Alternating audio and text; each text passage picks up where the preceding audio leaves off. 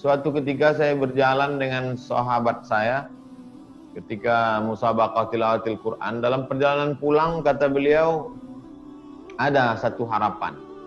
Harapan kita adalah pucuk-pucuk yang masih hijau. Mungkin daun yang sudah makan ulat kita tidak bisa selamatkan. Tapi pucuk-pucuk yang hijau ini kalau kita jaga, dia akan menjadi ranting dan batang yang kokoh di masa akan datang. Tidak ada yang lebih pahit dari berharapnya hati kepada Allah. Allahumma aftah lana hikmataka ya Allah.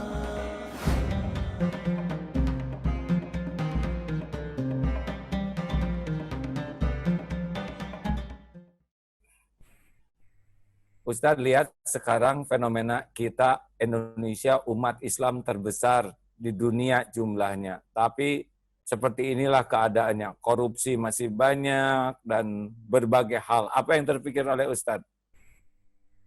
Kiai banyak, ulama banyak, kampus-kampus Islam banyak, pesantren banyak, pendakwah banyak. Tapi keadaan masih seperti ini. Apa yang terpikir oleh Ustadz? Saya dengan pengetahuan saya yang pendek dan pengalaman yang tidak seberapa, saya sempat putus asa melihat keadaan ini, Agim. Karena ibarat melihat orang sakit ini, sakitnya kronis. Semua. Gula darahnya ada, jantung koronernya ada, kemudian sakit tulangnya ada, sampai kita tidak tahu. Dan semua orang yang datang komen itu, semuanya memberikan komentar, sehingga pasien itu semakin sakit. Sampai akhirnya suatu ketika saya berjalan dengan sahabat saya, ketika musabaqah tilawatil Quran. Dalam perjalanan pulang, kata beliau, ada satu harapan. Harapan kita adalah pucuk-pucuk yang masih hijau. Mungkin daun yang sudah makan ulat kita tidak bisa selamatkan. Tapi pucuk-pucuk yang hijau ini kalau kita jaga, dia akan menjadi ranting dan batang yang kokoh di masa akan datang. Mungkin itu yang salah satu penyelamat saya kira. Gitu ya. Lalu tentang dakwah, adakah yang salah dari dakwah kita ini?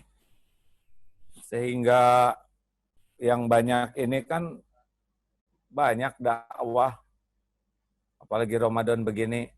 Apa kira-kira yang harus dievaluasi dari dakwah-dakwah kita ini? Mungkin dakwah kita baru menyentuh pada level orang menikmati pengajian. Dia hanya baru merasakan nikmat ketika ngaji, nikmat gitu. Setelah itu ya udah habis, dan sudah merasa sudah berbuat baik.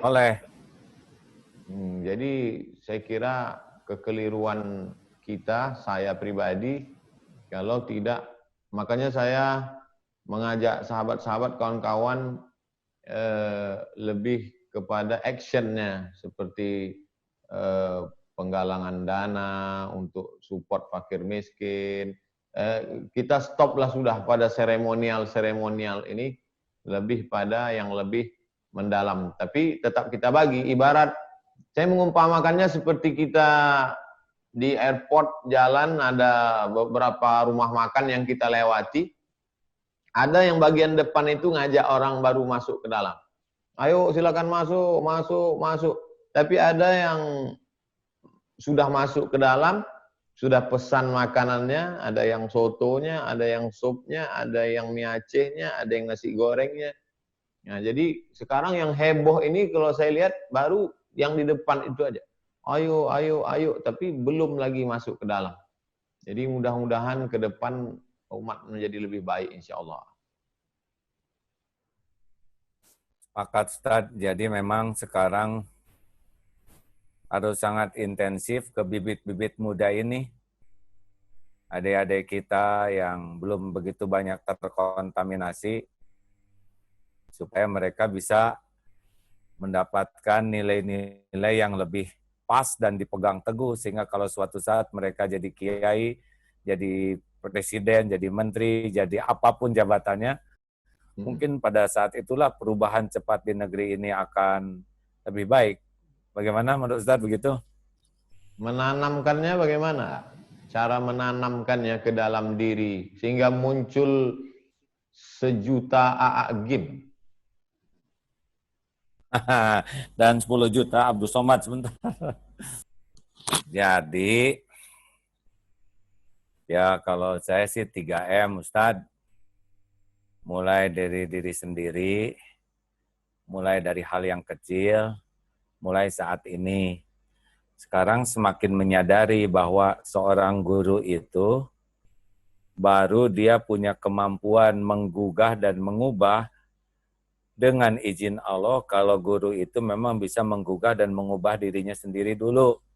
Karena kalau ceramah mah gampang, tinggal apalin dalil, dilatih ceramah. Tapi Allah tahu persis niatnya dia ceramah, Allah tahu. Ilmu yang dia sampaikan juga Allah tahu. Dan dia mengamalkan atau tidak, Allah tahu. Jadi urusan terpenting bagi seorang pendakwah sebetulnya bukan dengan umat. Urusan terpentingnya adalah dengan Allah. Karena yang membulak-balik hati kan Allah. Kalau bicara begini gampang sekali, benar? Bagi yang biasa bicara, bicara. Tetapi kan apakah selama dia bicara niatnya ikhlas atau ada udang di balik batu? Apakah perkataan itu untuk ngajak orang jadi dekat Allah atau mau menunjukkan kepintaran dirinya? Apakah bicara itu dia lakukan atau tidak? Ini Allah tahu semuanya ya. Itulah sebabnya kalau kita pelajari para ulama terdahulu kan bicaranya, guru saya tuh bicaranya dikit Ustaz. Dikit sekali bicaranya. Aduh Masya Allah. Tetapi kalau bicara, aduh saya bisa nangis Bombay itu. Sekali guru saya negur, aduh udah betulan ini. Sekarang guru saya sudah wafat. Tiap ingat guru ini tidak bisa tidak nangis aja ini ya. Karena melihat beliau, saya pikir bicaranya luar biasa sedikitnya. Tapi kenapa pengaruhnya besar sekali? Karena memang beliau niatnya juga adalah bukan untuk kepentingan dirinya. Dakwahnya itu beliau praktekkan, beliau amalkan. Dan ini kan murid guru saya 2 itu. Satu lagi ada yang sekarang jadi guru saya yang lebih senior. Dan saya kata guru saya ini yang masih lebih muda ini, tahu nggak Mbah itu lebih menyayangi daripada menyayangi dirinya sendiri. Saya tanya, kenapa bisa begitu?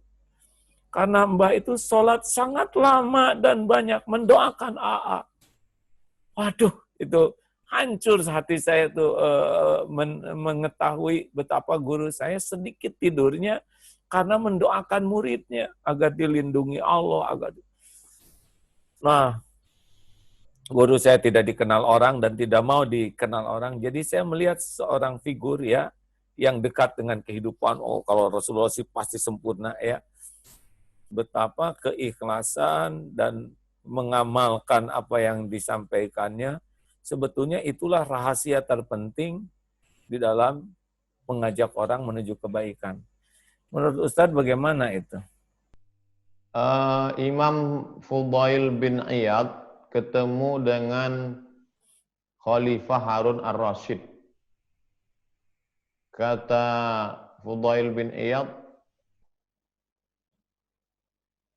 inilah orang yang tampan yang diberi Allah amanah.